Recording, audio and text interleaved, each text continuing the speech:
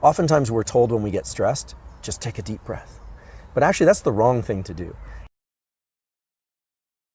Breathing through your nose allows you to remove carbon dioxide well, and a lot of people find that by restricting themselves to nasal breathing, unless they're eating or talking, they can feel calmer and better. Just simple. Now, the reason for that is that the nose, for many people, is a better way to get rid of carbon dioxide. Now, you breathe because you need carbon dioxide. People think you breathe to get oxygen, and you do, but the brain senses carbon dioxide levels going up, and that causes the breath reflex. And this is how free divers stay underwater a very long time. They train themselves to let out their carbon dioxide slowly while staying calm. For most of us, and for those of us above water, because you don't want to do breath work near water, this simple behavior of restricting your breathing to nasal breathing most of the time can be immensely beneficial. And in fact, there were 2 papers published in very good journals, neuroscience journals, looking at the effects of nasal versus mouth breathing on learning and memory, and enhanced learning and memory. And not just memories for odors, which people always say, well, because one of them was, but also memories for other things. So nasal breathing is a good tool. The other thing is that oftentimes we're told when we get stressed, just take a deep breath. But actually that's the wrong thing to do. What you want to do when you're stressed is to take a long exhale. You want to get rid of carbon dioxide. A lot of the stress response is because of a failure to adequately regulate carbon dioxide. Best example of this is I can put you in a small box or elevator and start slowly removing the oxygen flow to the point where there's just enough. And if you're breathing too fast, you're actually not blowing off carbon dioxide, because by breathing fast, you're taking in air, but you're not getting rid of a lot of the carbon dioxide. So long exhales can calm you. And a lot of people just report immediate relief in taking this long exhale, in particular long nasal exhales.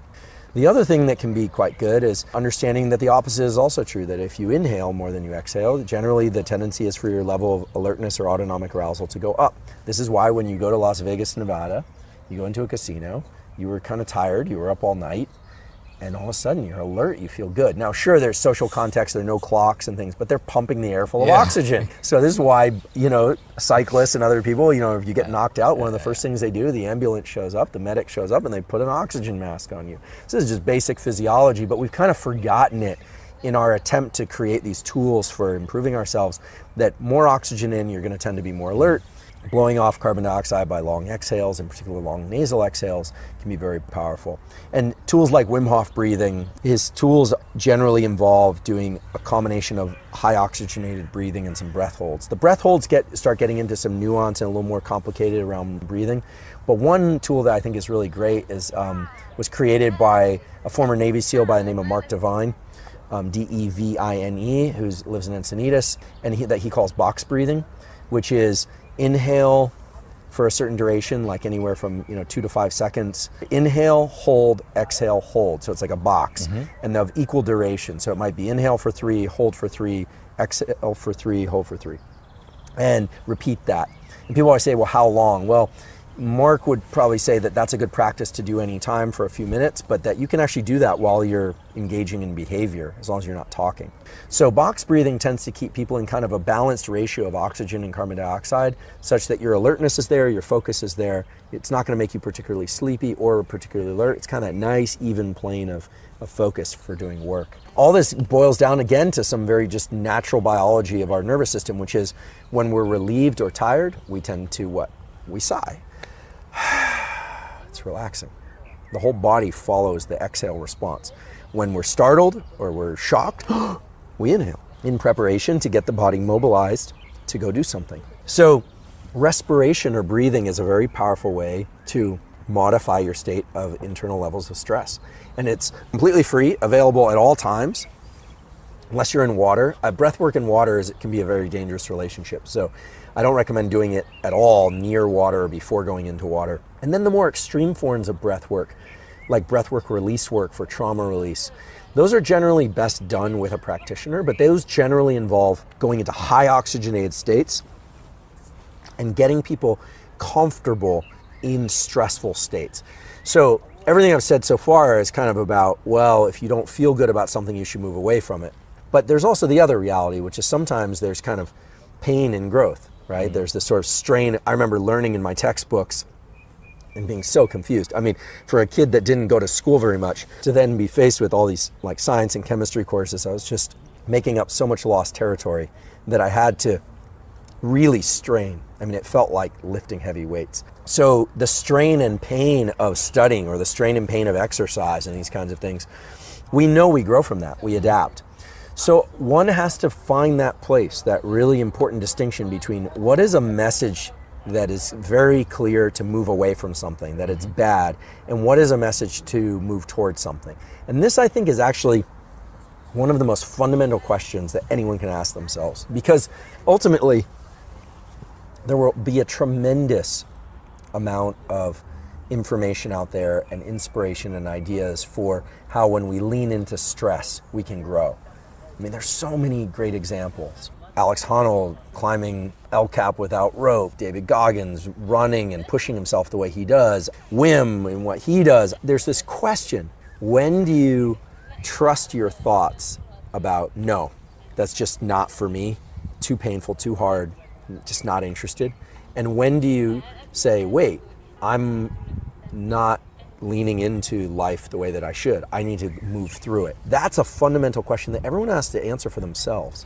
And it gets to very important and kind of bigger questions about meaning, because I'll be the last person to say that you should just do something because it's difficult. But I also know, like in the last year, for instance, I've gotten really into, a friend of mine has gotten me really into doing long open water, no wetsuit swims in Southern California. It's quite cold, it's early in the morning, anywhere from 1 to 5 mile swims. These are very long swims.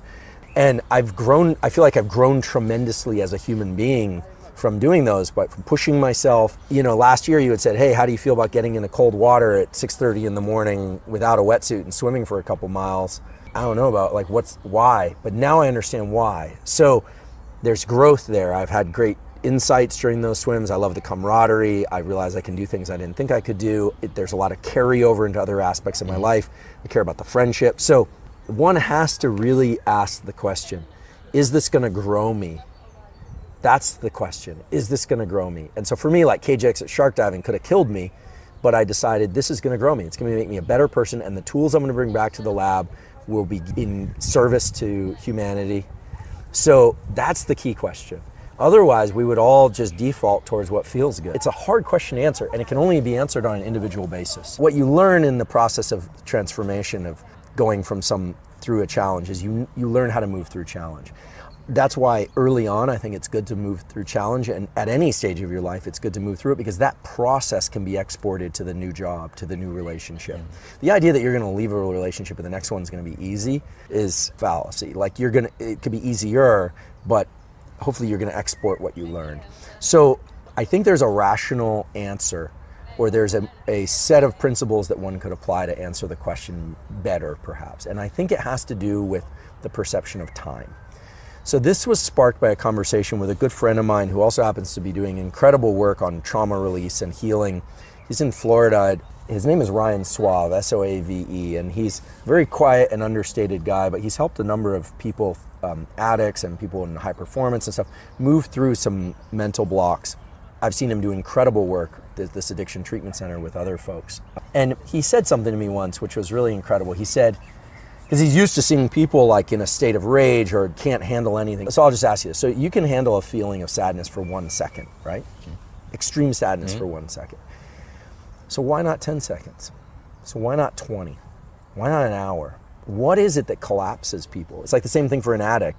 Why can't they handle it? And I think it's because mental illness, addiction, grief, they have this strange property. They make it feel not just that it's happening now, but that it's going to either go on forever or that it's going to come back. I think this is the thing that scares people more than anything. That, sure, I'm going to change jobs, but then it's going to be the same thing. Or I'll do it, but I'll fail. Or I'll succeed, but then I'll be unhappy despite having succeeded. So, the circumstances vary, but I think what it relates to, however, is this perception of time. There's something about fear that changes our perception of time, and anxiety that changes our perception of time. And it does. There's actually a physiological mechanism whereby if something suddenly enters our environment and we're afraid of it, our attention narrows. Or the way we start chunking time and processing time, it seems like hard events seem like they go on forever because you're slicing more finely. You're looking at it through a finer lens. And when things are good, time passes like you don't even notice time passing by. This is what some people refer to as flow. It's like everything's good and time just passes. You don't even notice the passage of time. The opposite is when you're stressed, you're waiting for a diagnosis, or you're a text that's really critical, or you're just in pain. It feels like it goes on forever. So there's a hint there. So as a scientist, I would say like there's a hint there that something about the contraction and dilation of time perception is what's getting involved, and therefore that's the thing that we should try and understand. You say, okay, well, how do we start morphing our perception of time? Well, our internal states, change our perception of time. If you've ever driven someplace you knew where you were going, time kind of passes. You can attend to other things. If you don't know where you're going and you're looking for landmarks, it feels like it takes much longer. And that's because as you search through your environment and tighten your focus, you're chopping up time. Is it there? Is it there? Is it there? Is it there? You're waiting. It's like a metronome. When we talk about time this way, if people think, 3 o'clock, 4 o'clock, 5 o'clock, that's not how I'm referring to it. The brain doesn't think 3 o'clock, 4 o'clock, 5 o'clock. The brain thinks like a metronome. So it's either you're in a good state, you're out with somebody you really enjoy, you're having a good time, and it's more like, you turn around and you're like, wow, it's 9 o'clock. Oh my God. It's as if the metronome goes, really slow, or so the stress state is the one where it's going tick tock, tick tock, tick tock, tick tock. It's the one that's bringing you to this mode of attention where you're anticipating the next thing, and therefore it feels like it goes on very long. It just means even though the metronome is moving faster, there are many more of them, more ticks and talks, and so it feels like time is going more slowly, right? Whereas when the metronome goes more slowly, tick tock, that interval timer is going more slowly, and it seems like time goes faster because the brain has an interval timer. And so high stress, hard emotions tend to make it feel like things are going really, really slowly. And so every moment is painful. And so the ways to then address these questions about what should I do or how should I treat the situation are to get good at bringing your nervous system into states where you're alert and calm. Because you need the focus, you need the ability to think about the problem. People that continually avoid the problem through alcohol or distraction are in trouble too, right? It's the failure of most relationships where people are stressed about the relationship, they go look for a new one. Because thinking about it and the grief that's coming potentially is very hard. But if you can stay calm with those thoughts, calm with the idea of what it would be like to leave the job, what it would be like in the new thing, and not quickly run back into your hole like the mouse in our experiments, like, oh, no, it's just gonna be the same thing all over. If you can stay out there in the arena mentally, you can do yourself a great service in trying to parse through the thinking about what you really want to do. And this is actually kind of what happens in therapy, where somebody starts pulling on that thread little by little, and you realize in reporting the story, like, oh my goodness, it's all internal. It's all in here. It's not that, like, Tim Ferriss has said this, right, a bunch of times, like what's the worst that can happen thing? And I think that's kind of what we're talking about a little bit. You start getting into those modes of projecting, but you start speeding up your thinking. It's actually interesting to hear people talk about these things in first hit. They go, yeah, and then I leave, but then what? And they kind of like jump to the end. If this were a story, you're like, you just skipped 50 pages. What are you doing? So I think the ability to wade into the water and kind of sort through this stuff, and the moment you start feeling your anxiety going up, learning to calm yourself through maybe long exhale breathing, and being able to calm yourself, then you can start working through a mental process in a way that's much more intelligent and structured, and frankly serves you better. It serves the person better. And so I think that's the key, because what you're really doing is you're changing the time perception. And I am completely dismissive of the idea that just by going and taking some pill or some drug, you're suddenly going to wake up able to confront the thing differently. I think you might fundamentally change yourself, but not in a way that serves you in the long run. Long walks or hikes without cell phones can be very powerful for this, because it forces you to enter a state where you kind of have to ruminate or think about the thing. And we as human beings, we work so hard to avoid that. So I think time perception and the ability to control time perception is one of the power tools that people can use to try and sort through a problem in a very dedicated and kind of trustworthy way. I know one thing for sure, which is that I don't trust the thinking that evolves out of high stress. usually is the wrong kind of thinking. It's what you're trying, the kind of reactive response. Like, I'm from Silicon Valley, born and raised in Palo Alto, and was there, first Apple store on University Avenue. I love the phone, I use the phone. But here's the problem. Normally we would have an interaction like this, and then we would walk, and 20 years ago, and then we would kind of let our vision expand, and we would walk back. You'd get some relaxation in between things. Now, reflexively look at my phone in between meetings, reflexively look at my phone. You go to the men's restroom, people are looking at their phone while they're at the urinal, you know. It's amazing. We're using up a valuable resource, which is our attention. In addition to that, we're giving up a valuable resource, which is this nature pre-installed mechanism of relaxing our nervous system as we transition between things. People who are very high functioning in life, I've noticed, are very good at transitioning between states. I've wondered somehow, I've got some colleagues who are phenomenal scientists, phenomenal parents, phenomenal athletes. There aren't many of these people, and it's incredible. Their power of attention is what they're doing, but they're also very good at pivoting between things. And I noticed that they don't tend to look at their phones as they pivot. They tend to disengage as they switch in order to re-engage. From an athlete perspective, you'd say, of course, it's like no self-respecting athlete is going to just train all the time. Rest and recovery are a fundamental part of their regimen. For people who use their mind, entrepreneurs, academics, scientists, musicians, etc., creatives, you're like an athlete, you're a mental athlete. So you need to install those transitions, the recovery transitions.